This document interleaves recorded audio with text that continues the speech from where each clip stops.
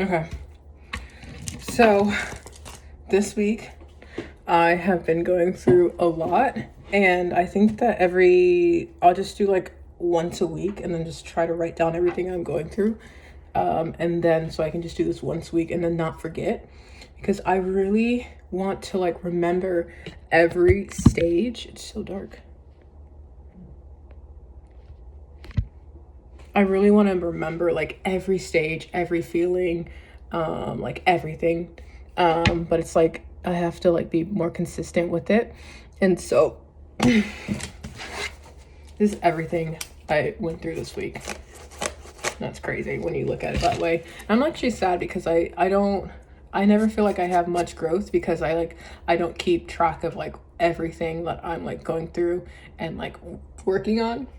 If I had like a list, I'd be so happy, but I don't. So like I kind of forget, so I don't think I have growth. But so I'm just gonna go down through everything just so I can remember. So okay, so I realized that I have hierarchy brains. I think I talked about it a little while ago, but growing up in like a dorm where like the strongest was like the most respected, the safest, no one messed with them, and like the weakest was the one made fun of. Like it kind of like the prettiest one was like given better attention. It kind of like I internalized like the hierarchy of the dorm, and because like I was there from 6 to I think 20, I didn't know that like I see everything hierarchy. So it's like the prettiest is 10, ugliest is 1. If you're uglier, or you have like deformities, you're bigger, you're not going to get treated like better as good as the prettiest one. Like emotions, I didn't know I had that on a hierarchy. Like sad, depression, number 1, being happy is 10. So it's like, I'm always sad. So it's like I'm very envious of anyone that like looks like they're having fun, happy, like everything is like on a scale of 1 to 10, good to bad. And because like I couldn't handle being down here, which I'm working on, it's really hard.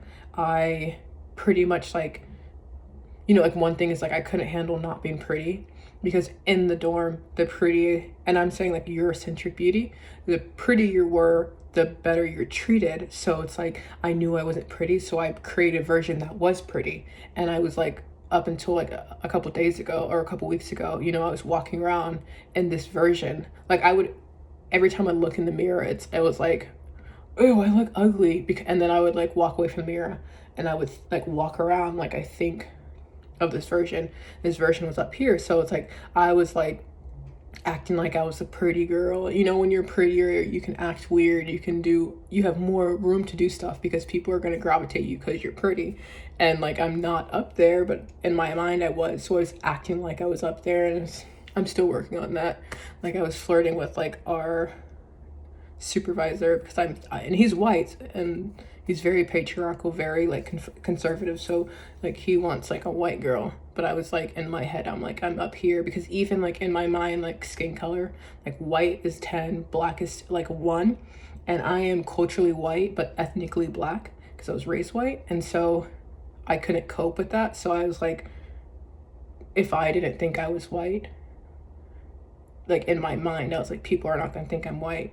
So I was acting like I was white and like looking down on black people.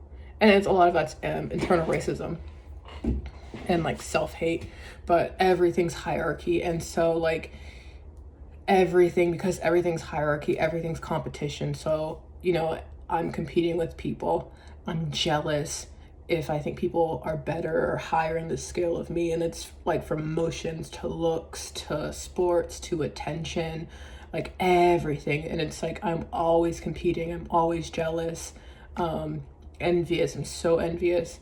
And because I have to be up here,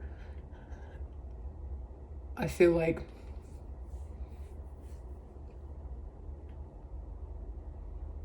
I don't know.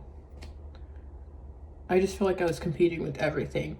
And like looking down at, oh yeah, also because like I'm up here, I'm looking down at everyone under here.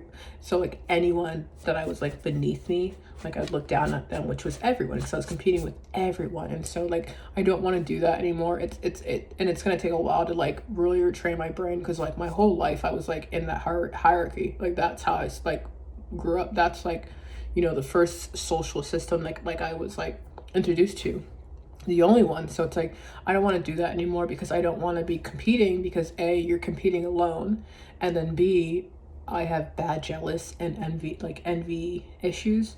So it's like if I'm competing and I feel like this person is prettier than me, then I'm jealous of this person. Or if like I see this girl and she has all this attention, I'm envious of her because they all like her and she's out all this attention. So it's like scrolling through Instagram, through Facebook is like really, really hard because of the hierarchy system. Like I can't be myself and just be comfortable with other people, like, and just realize that they don't erase me and I don't, you know. And that's how I think, is like, if, because at Hope, if someone's prettier than you, that person got all attention, you got no attention. So that my mind is like in everything. Like if I'm sitting here, this pretty girl walks by and she like she erases me, because like everyone's gonna think she's prettier than, you know, why would they look at me? It's just crazy how like my mind is. And it's crazy because I didn't realize my mind was so like men facing. Like I am like male centric, like, because like the hierarchy, a lot of it's like in the eyes of like males. I don't know why, because I didn't really like males growing up, but like I don't know, it's just like I'm very male centric.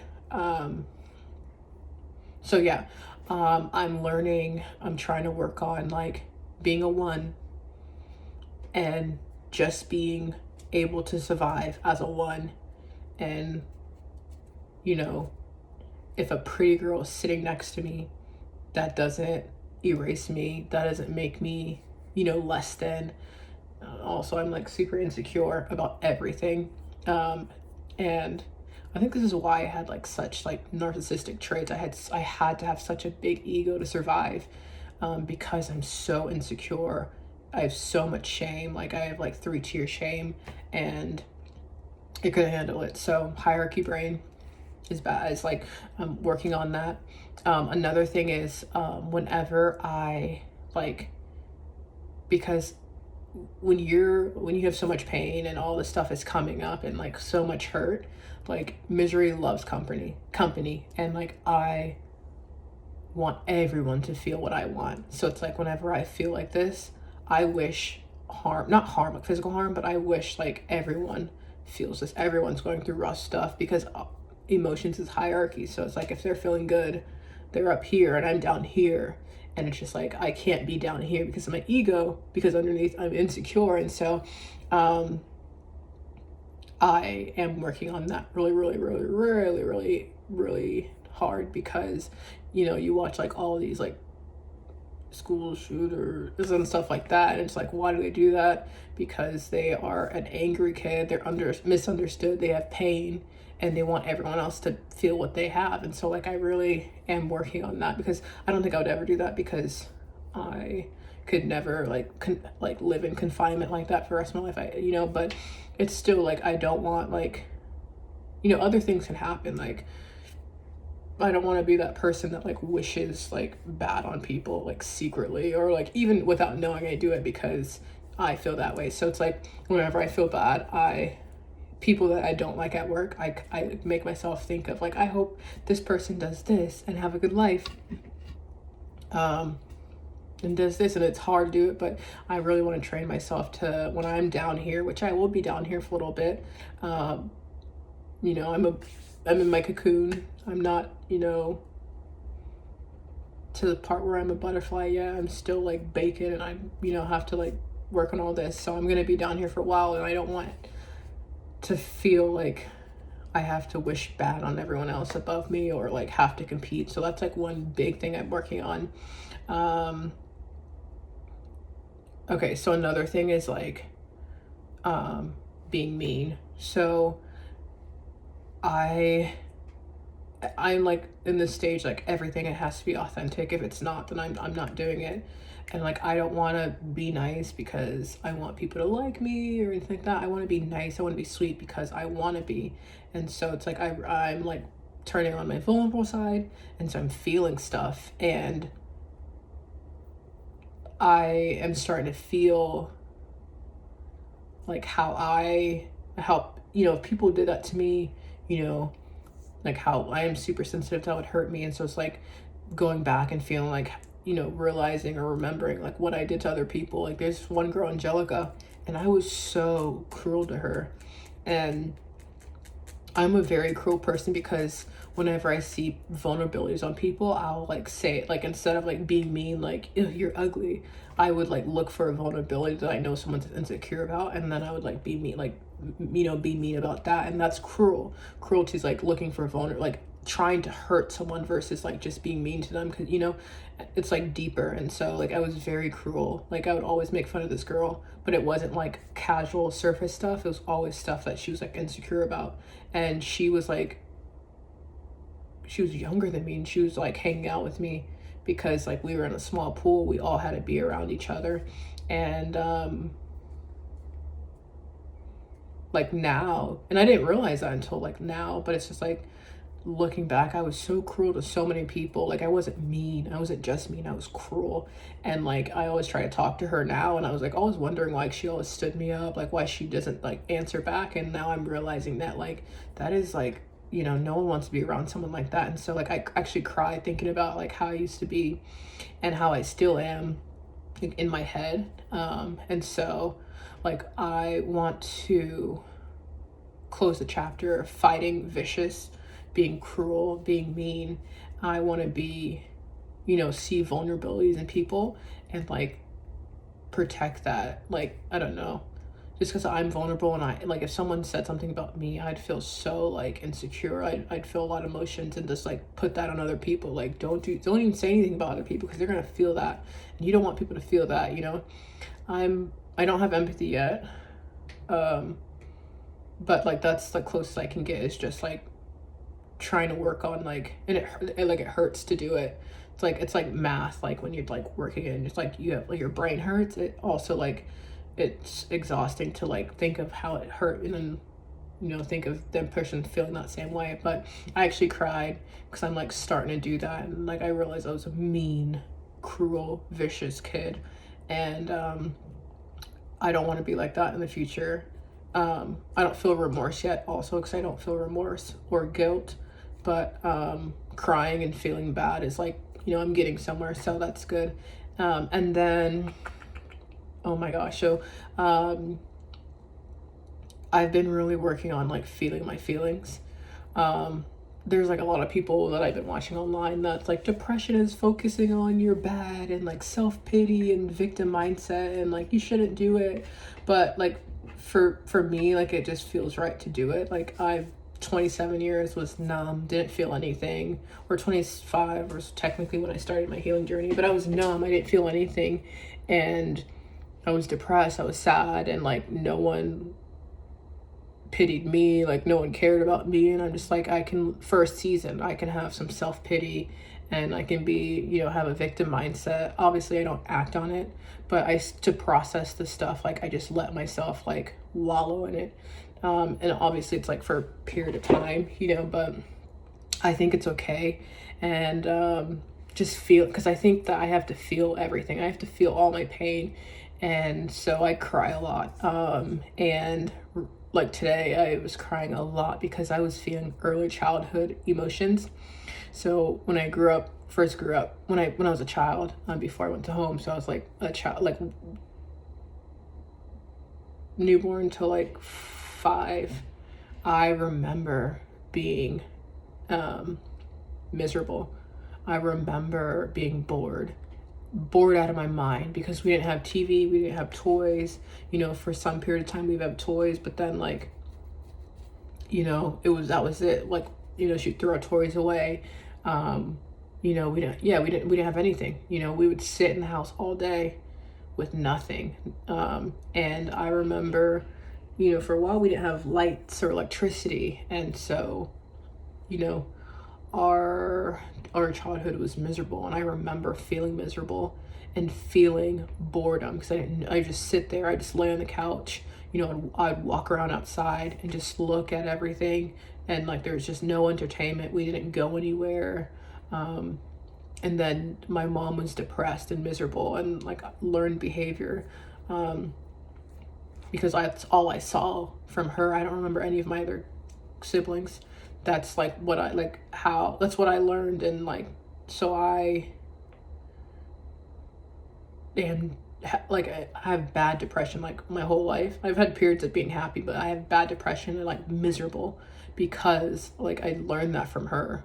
And yeah, so it's crazy. So I've like learned depression, learned miserableness that I carry from childhood to this day, and I just realized that more and more. And so I was crying because I remember being miserable. I remember being bored. I remember like being in survival mode. I remember like us opening the fridge and there's maggots in the fridge, and I'd feel something, and I remember like being hungry and there's just no food, and knowing I knew something wasn't right, and I was sad. And so like all those emotions like was like I carried since, newborn to 5. And so I cried a lot about that, just let myself feel it. And I probably still cry a little bit more, because I'm not, it was a tough time. Like I was like try to commit suicide at like, what was it, like on a visiting, I was like 6 or 7. Like, and I didn't know that it was suicide, but I remember it was like a park and it was a waterfall, and like I really like had impulsive thoughts to just jump. And I still remember that to this day. Like I really just wanted to jump, and I didn't know it was because I was like, my body was done. And like I learned survival mode, and it's crazy because I was crying because like I live today in survival mode. I've carried all this like since newborn, and so that also like maybe like emotional. Like right now I am like before I said like I'm taking responsibility. I'm not ready to take accountability. I'm just getting insight. I'm letting myself feel. I'm letting myself just process stuff, but I'm not ready to change yet. I don't have the energy for it. And if I do it right now, it wouldn't be authentic. So it's just, I'm not taking any steps. I'm just staying where I'm at. Victim mindset, which I already talked about.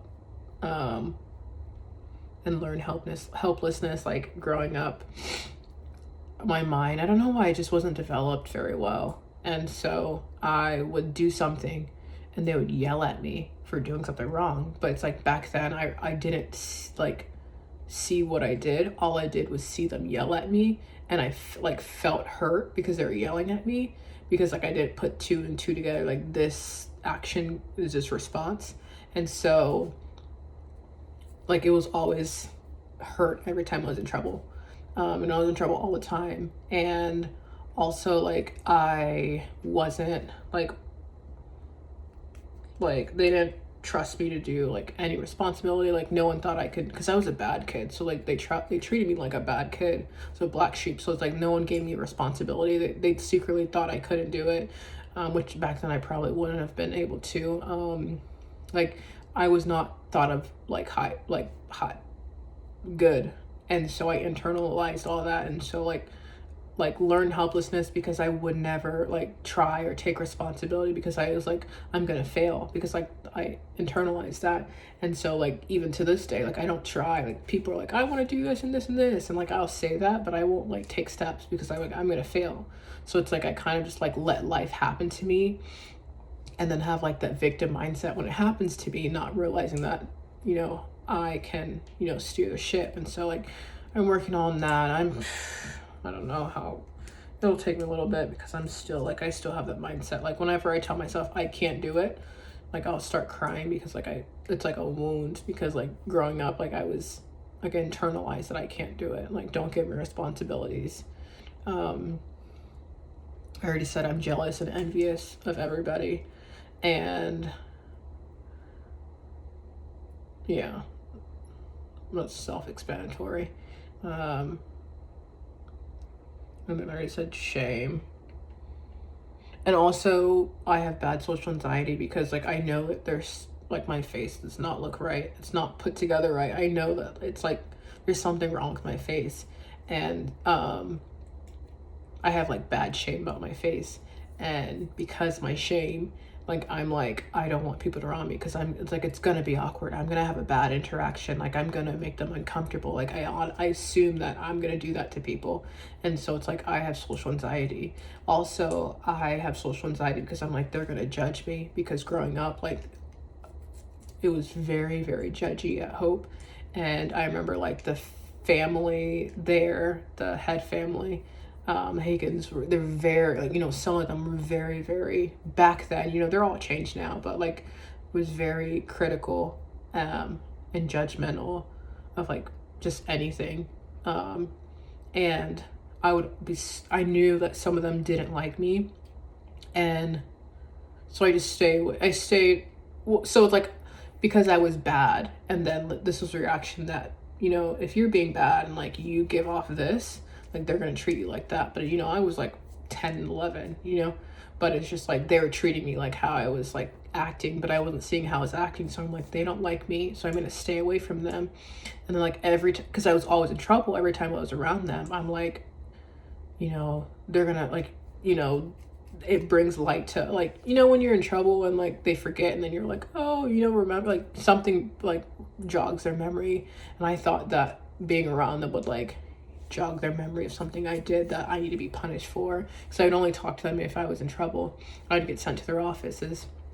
So, like, I was scared of them because, like, I knew they didn't like me, but also I didn't want to be judged or criticized or get in trouble. And so, like, the way I treated them is like how I treat, like how I am with my social anxiety. Like, I don't want to be around people because I feel like they're going to judge me. Like, they're like, something's going to come up. I'm going to be, like, criticized. So I stay away from that.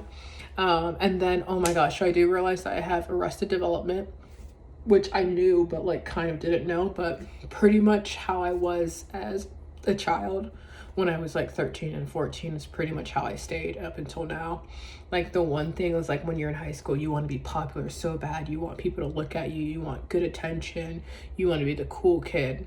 And, like, up until, like, just now, like, I'm, like, you know, really working on that because, like, I wanted, like, I'd walk into the office, like, how I would picture a cool kid.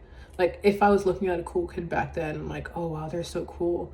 Like, I would walk in the office and then make everyone would be, some people would be looking, the people that would be looking in my head, I'd be like, they're thinking that I look like how I thought they looked like. And I would, like, put, like, my, you know, my imagination on them. And I was never the cool kid. But I, like, to cope, you know, I was a weird kid, but to cope, I would, like, in my head, like, my brain would do, like, mental gymnastics to just get me through. But it, you know, in my head, I would, like, put my, like, that on them, and then I'd feel good about myself, like, I'm a cool kid. Same, like, you know, like, with everything. And so, like, you know, being cool, being popular, like, attention, like the high school emotions of that, like, I still carry to this day. And, like, I have to work, I'm working on that, like, with a lot of that, because I'm almost 30 and I don't want to be like that anymore. And so I'm trying to, like, you know, grow. And I'm sometimes a little hard on myself because, you know, 2.5 years ago, I had the mentality of my 12-year-old self, because I was like, that's where I officially hit shut down. So it's like I was still loving kids movies and, like, kids jokes, and I was just, like, acting like I was, like, my 12-year-old self. And I had, like, you know, I not really, like, scarred me, because, like, I would hang around people and, like, I would, like, like, I'd be like the stone face, and then after a couple days I get used to people so fast, just like a 12-year-old. You know, it just, like, doesn't take that much to, like, them to get comfortable and, like, open up. And I would do that, and then I would start, like, being my 12-year-old, like, funny, like, and then they'd be like, you're weird. And then that would hurt me, because being weird was, like, such a wound for me, because I didn't mature like the other kids. I stayed 12, and so I was trying to connect with people by, like, being funny, and, like, making them, like, have a good time, because I didn't understand. And I still am, like, trying to understand. I think I understand more and more, but that it's like connection by talking is how you like, form the bonds. But like my mind didn't realize that. And so like there's like, the high school kids like were like kind of like low key, like she's weird. But because they're kind of scared of me, it was like not really talked about. And I didn't get like the criticism that, you need to develop. And so, yeah. And then I am crazy. And that's like one of my shadows that I am working on. And I needed like, I know it. I know I'm crazy because I don't really have boundaries. And that's another thing. That's two things I'm working crazy and realizing that I'm crazy. Because I don't think about something. I'm like working on self-control, but I don't have like emotional self-control. Self-control, and I don't know how to control my emotions. Like it just spills out. And because I have so much emotions, like unprocessed, like just things, if I don't think like trigger me, and I'll like do something, do crazy things. And so I know deep down I'm crazy, and I don't want to like push it down because I've been through a lot, and I feel like I have to like I don't know, if you like try to hide like flaws, then it like secretly controls it from, deep down. And so I don't want to do that, and I want to work on it. And I am by like, more emotional self-control. Someone today, and I'm like, this is how I know I'm like have crazy energy, because I'm just like around people, I'm just chill, like I just, straight face, I'm just like whatever. But it happened to me before. But I'm driving a little bit slowly, and this car is not happy, so it goes in front of me on the different lane, and then cuts right in front of my car. And it does like, it turns his like blinkers on, the blinker fluids or something, and it hits my windshield. And last time that happened to me, I wasn't even thinking, all of a sudden I'm like speeding, and I'm like getting right behind the car, and the car is speeding, and I'm just chasing the car, not knowing what I'll do, but knowing I'm like, I have this adrenaline and all this energy that's like trapped. And like I'm glad that they like went to all different lanes. But I know that I'm crazy. I know it's deep down, and that's like a shadow self thing that I have to work through, because I don't want to ever like, oh, and so the car like, did that, and I was just like, didn't react.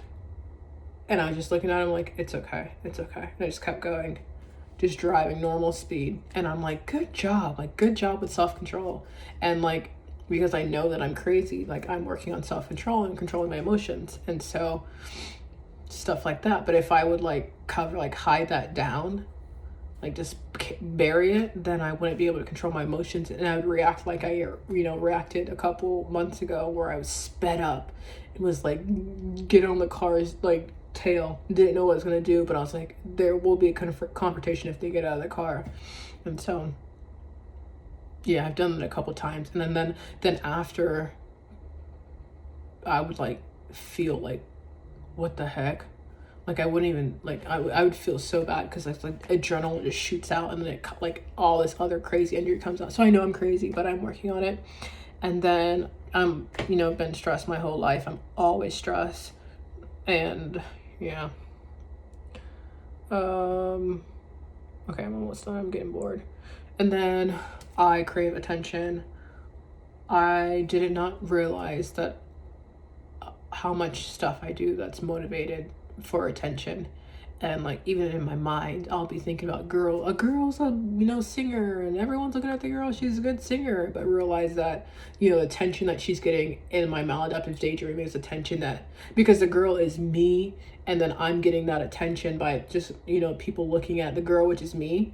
Maladaptive daydreaming is so powerful, because you can wire it like to do what you want it to do. So then I feel the attention, but I do that all the time, every day. And then I'm daydreaming about people at work. I'm walking past, and they're just looking at me like, but not in the judgmental look, but in like the, oh, she's a cool girl, like any of that. And I get the dose of attention, and I just do that all the time. And it's like, some things like I there's this guy Jonah, and I'm really good at reading guys. I have good intuition when it comes with guys because like I'm so centered, but also because guys are like they're not like as complex as girls, and I think that's why I'm like kind of I don't feel safe around girls because girls, I give off like bad energy, and my like demeanor is like very harsh, and like girls have intuition, and like girls can tell when you're trying to be like, hi, and like it scares me because like I think girls are like, has intuition like I do, but I can read guys really, really well. And so there's this guy, Jonah. He is like I have limerence, and it's like I'm at the end of limerence. Like I'm almost like done having limerence. Like I'm almost like grown out of it, or like healed out of it. So I'm at like the end stage. So it's not as strong, but I do have limerence with Jonah and with Rob, but they're not as bad as I did with Keandre. And then like so it was like so this is the last stage. So this is Jonah and Rob. And then I had limerence with Keandre, which is stronger. And then before Keandre, I had limerence with Jonathan, and then Marchena. And then before Jonathan, Marchena, way stronger. I had limerence with Christopher Connerly. It was Christopher Connerly was the first. Jonathan Marchena. Oh my gosh, I know their names. Jonathan Marchena, Keandre Fane. And then last tier is Jonah Muniak, Muniak, and then Robert Lewis. And it's not like me talking to them, well, not like me like being with them, but it's like I have I'm avoidant, and so I never like would physically like be cool or happy. Like all of them thought I hate them because like I all like, but in my mind I would like become obsessive about them. And like the first guy, I was like, he was married and had kids, and I was like, I wanted him so bad because he was like so emotionally intelligent, and he actually changed the way what I want as a guy, because he was just so sweet, so compassionate, like, and he really like he was a really good guy. But he was like he had a lot of morals, so he would never cross the line, so I was safe. So then I was like, it was stronger. And the second guy, Jonathan Marchena, I never even talked to him, but I would like DM, I want to marry you, and then I would delete it, but I would stalk him all the time. I'd go to church just because he was there, and try to like make myself presentable. And that was before I knew like I looked odd, and that was before like, yeah, I would stalk him bad. And then, like I'd go out in the parking lot and I'd find his car. I found his car. He's got like a white SUV, I'm pretty sure. And I would stay in the parking for hours to try to see him outside. I was like stalked him, and then and I never talked to him. Besides, I DM'd him. He didn't DM me back, and so then I was like, oh, he doesn't like me. But that was after months. And then Keandre never. I mean, he was a supervisor, and it was like more physical, but like my body was like telling me, no, he is just like you. He looks so polished. He's like hypersexual, like he's chaotic energy, avoidant, financially chaos. He's just like you. And like I was so mean to him because like my body was like, no. And like I wasn't his type, so it's like people that don't want me, then it's like it's safe for me to have limerence with them, because I know I would never be with like be their type, would never happen. So like I'm safe to like, and limerence is pretty much for me is like I don't get serotonin or like any of those emotions. Like the only good emotion I have is dopamine. If I'm scrolling, I'll get the hit and it'll make me not feel low depressed. If I like can't scroll or something, or if my body gets used to it, I need something else. So it's like limerence was like the next thing, is like, so to help me from feeling like low emotions. So like also it's because like I was not loved and all of that stuff like that, and I like no one ever liked me, and like so I didn't feel safe to like make the move. So it's like it's safer to just imagine and like feel all emotions as if we were together. But he likes Spanish girls. I knew I wasn't his type, but I knew he would, because he's hypersexual, that like I was his type sexually.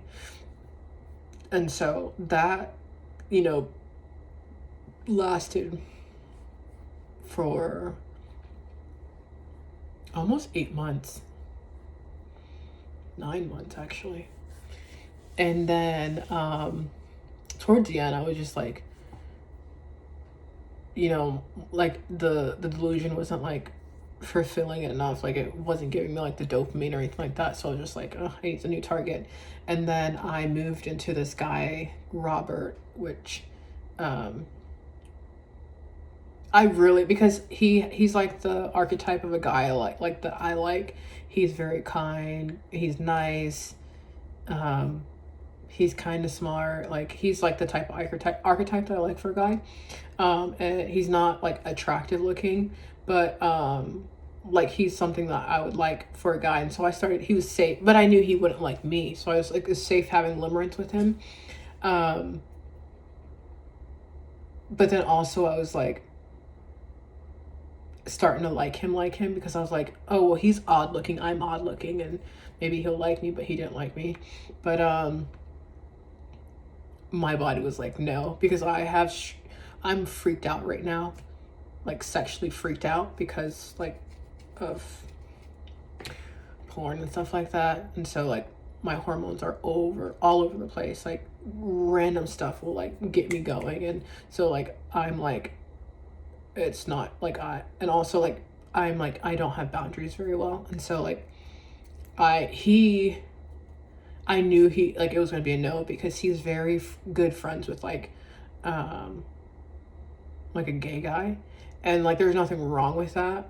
But so I don't know, he feels like he's like very like understanding about everything, like probably good with butt stuff, and like, you know, like crossing lines, like it's okay, and that's like there's nothing wrong with that. But because of me, like because I don't have boundaries and I'm freaked out right now, I'm like, that could be like such a crazy thing. But also like I don't know, I just feel like there's something I think maybe he's bi, and I don't want to be with like a bi person, but there's something that my body's like, no, there's no. And like I have good intuition with guys, so like he's a good guy, and he's gonna be you know, someone's a good husband. But first of all, he doesn't like me, but like my body was like, no, there's something, like he's bi, or he's okay with like that kind of stuff, which is fine. But like I can't be with someone that's okay with that, because I'm, you know, healing to not be okay with that. I've never crossed the lines, but I know that if I was with someone like that was okay crossing lines, I would cross the lines. And so I need to like work myself out of being freaked out, because I don't want to be like this. But also I need to like get with someone that's like where I want to be. And so like, yeah. But also he did humble me a lot, because he didn't like me. Like I think he sexually attracted me, but he doesn't like me. But yeah, I think he's bi, and I don't want to be with a bi person. And then Jonah, which my limerence is like way weak nowadays, because I don't really need it as much as I needed back then. But Jonah, like I'll go through his Instagram, look at his repost, and then I'll like build the archetype of like him in my mind. And like I really really really want to like send him like description of like his whole personality, because I think I've already like, he's very, and at first I'm like, why do I want to do this? And I'm like, attention, I just want to be seen. And I'm like, so I'm not going to do it. But like he's very patriarchal, very black and white, like type A, like red pill, provider, protector. So he needs like, he's not emotionally intelligent, because he's, you know, a fixer. Like, you know, I can see like, you know, someone saying their problems, he's like, well, let's do this and this and this, and like not like feel the problem out with the girl. Like, oh, that's, you know, that sucks. You know, I don't know, he's very old school, and he like gives me like old school like dominant vibes. And like obviously he needs like an 18 to like 25-year-old, because like the older a girl gets, the more she wants like the sigma male, like emotional intelligence, and like not just provider, you know, someone that you can be 50-50 with, or you can make more money than them and they don't like get like emasculated. Like they, you know, girls want more developed guy the older they get. And a girl 18 to 25, you know, she'll get with someone like him and like be used to that, and then they'll like, you know, become compatible. Or he needs like a submissive, very sweet, pretty girl, pretty skinny, pretty white girl, but very black and white, loner.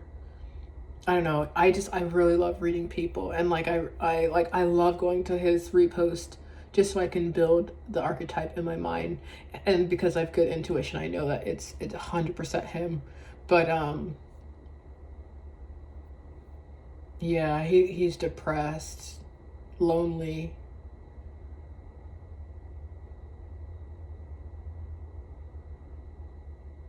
Yeah, he needs therapy. But he's like the dominant type that's not gonna do it. Like, just work through it. My brother's just the same way. But because I know that like that's a complete opposite of what I want. And also I know that I'm black, he's white, and he's an attractive white guy, that he you know, I'm not even on his radar. So it's like he's a good person to have limerence with. But then I don't know. Right now I'm so obsessed with him. I stalk his Instagram.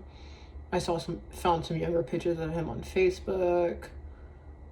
You know, he was not cute in like high school. This is what I get. Like, he's not attractive in high school, and then like went to the military, and after the military started getting like buff. Like he overcompensates for something. Like he's 5'7". He's got like he's really buff, got tattoos, he's got his nose pierced, ears pierced, which is like very like contemporary for like a white person. And he looks like he came from like a very solid, like, he's conservative, you know, he came from like a very conservative white family. And so like to go all the way out, and then like, I don't know, I feel like he's compensating for something. But, and I think he's got like a photographer. I don't know. But yeah, so he's like my last target. But I feel like after him, I'm not gonna be like, I think he's like gonna be the end of my limerence age era. I definitely feel like the guy from You, except for I don't like physically like try to find. You know what? I went through all his followers and was seeing the people he was following, and then I was like looking at like his posts, like the locations on the post, like where does he go? You know, I was like trying to read his comments. Like I really like, I'm like a digital stalker. I never like, you know, like follow them. Like every time after I done looking at his page, like I'll block him, so that I'm not on his suggestions. Like I don't talk to him like in public, like ever. I don't talk to him unless I need to. Like I'll just walk past, like ignore him. But it's like I don't know, just I don't know. Yeah, but I've never like physically stalked someone or like DM them or stuff like that. It's just one-sided, just so I can get like the, you know, the emotional boost from doing that. To when dopamine doesn't work, my body will do that. But I'm growing out of the stage. Like I'm starting to learn how to regulate more and more. So yeah, I'm very good at reading guys. And then the chronic sadness, which was from before you know, early childhood, I was very sad. And then, you know, growing up, I was very sad and like shut down. And so I was processing a lot of that. And then pride is like a big one. So, and resentment, which pretty much I was like, anyone that I perceived did me wrong, like I'm resentment towards. And then pride, because I was growing up and I had like my emotional needs weren't, you know, handled, like, and I knew that they were never gonna get, like, no one was gonna care about emotional needs. Like I kind of shut down and was like, I don't need anyone, because I knew no one was coming. And I did that in every area of my life. Like, I don't need someone, I can fix this. And so like I have a lot of pride. But pride is like my scaffolding. Like I need it to stay upright. And so it's like, in order to like heal, like, you know, I know I have to get rid of pride, but it's like if I get rid of pride, then it's like I lose my scaffolding, and like what am I, you know, I'm gonna be a mess, because then I'm like, I can't do it, you know, I can't do it on my own. Like I have to break down all of those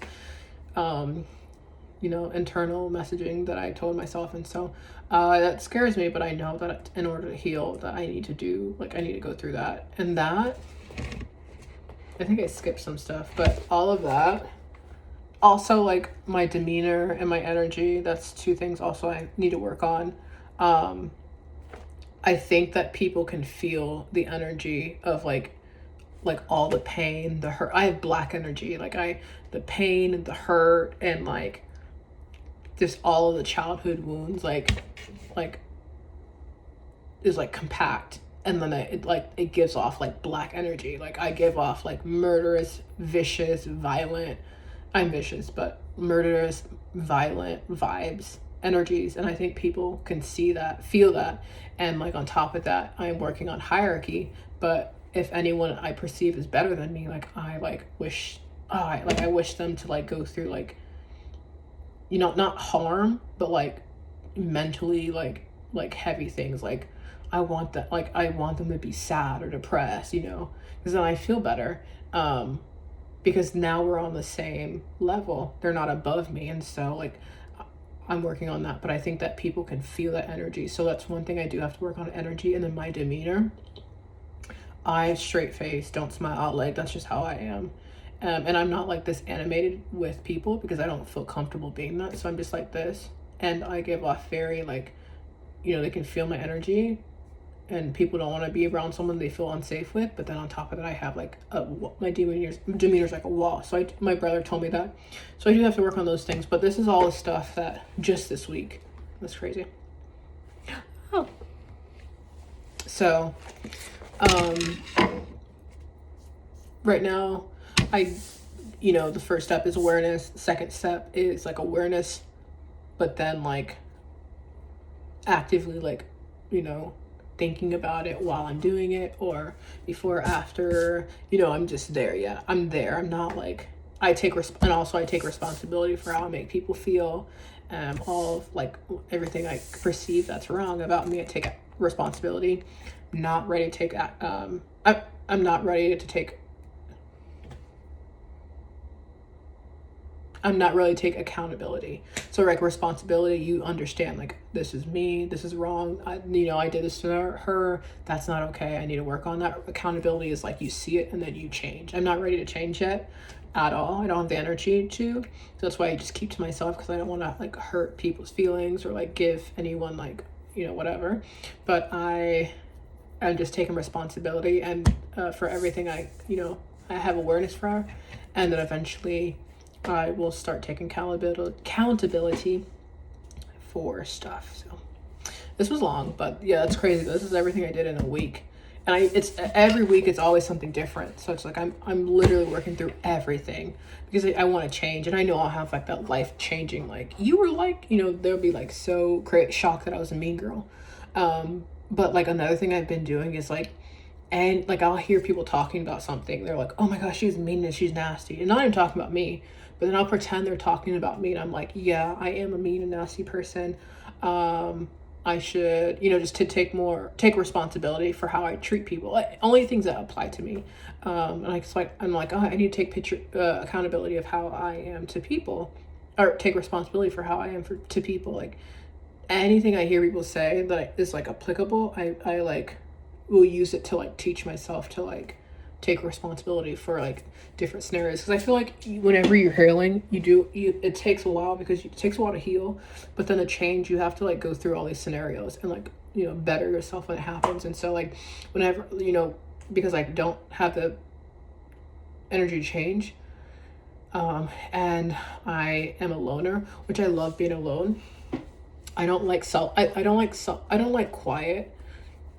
but I don't like solitude, but I like being alone. So it's like I like going out to places where people can't see me, but I know people around, open places, and then just being by myself.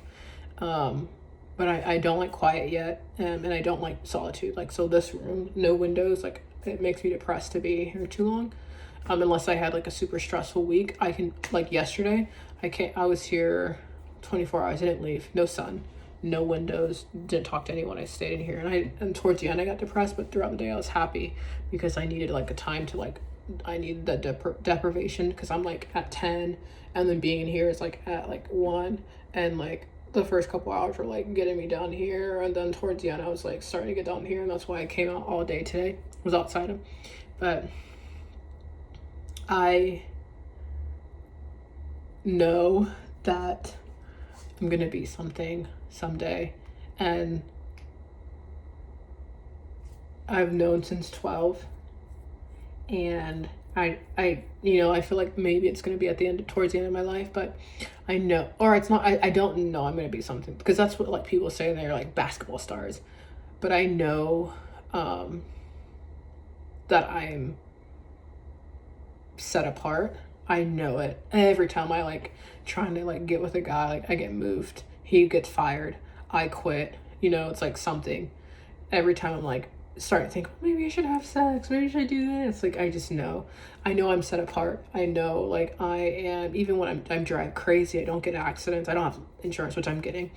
Like I just know that I'm being protected, and in this controlled chaos where it's like I'm protected, but then everything, all this chaos is like hitting me around. But I do have the box, like I have a roof over my head, I have a car, but then everything else is like I gotta work through, and like it hits me from all directions. And so I just know I'm protected. I know I'm set apart. I know I'm made for something more. That's what I'm just trying to say. Like I'm not going to be something someday. I don't, because I'm not going to be like a famous star, singer, but I know that I'm set apart and made for something more. And I know that right now I'm in my alchemist era, because I know that the life I'm going to have, I know that I have to heal my way and be the person that can hold it. If I was to be stable, I would, and like live 10% better than I am now, I would never heal because I had no reason. I only was going like healing because I was like hitting rock, like suicidal and crying, and like people at work are trying to beat me up, and talking about me right behind me, and like those crazy emotions. There's like the fire that's like refines me, and I was so hard that being stable, I could like was not going to heal me, and so was not going to humble me. I'm going through humbling right now, but I'm growing into the person that can handle having a wealthy life. I am eventually going to get surgery, like on my face, because I want to be beautiful and I want to have a face without insecurities. And I know that if I would have got surgery and been, pretty a year ago, I would never been able to handle it. I would have like first guy that gave me attention, I'd be like, let's get married, But I know so I have to heal and become the person that can handle having a nice face and not having ego. And like, because of my hierarchy brain, that would have been terrible. I would have been a monster. And so I'm like trying to heal all of anything that I know that like having a pretty face like would be a temptation for me to be. So I'm trying to heal all of that, and like having a good life, like looking down on people that don't. Like that's why hierarchy brain is like such a big thing. I know I have to tackle, but it's just like I know I'm gonna get surgery for my face, and so I have to like really work on like being someone that's okay being down here, or if one day I'm up here, being okay and not looking down on people and just being like, this is me, and not compare. So yeah, I'm healing and I'm working through stuff, and I am in my metamorphosis, and I'm in like stage 2.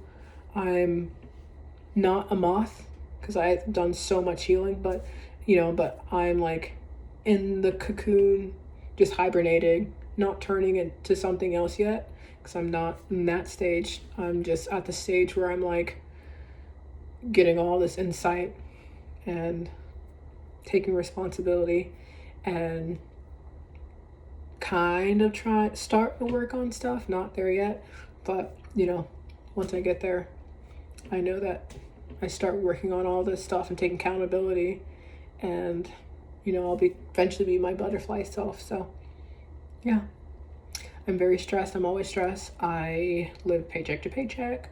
I have rent and I have $500. So I'm gonna ask them if they can extend it to my next payday. We'll see if they will do that.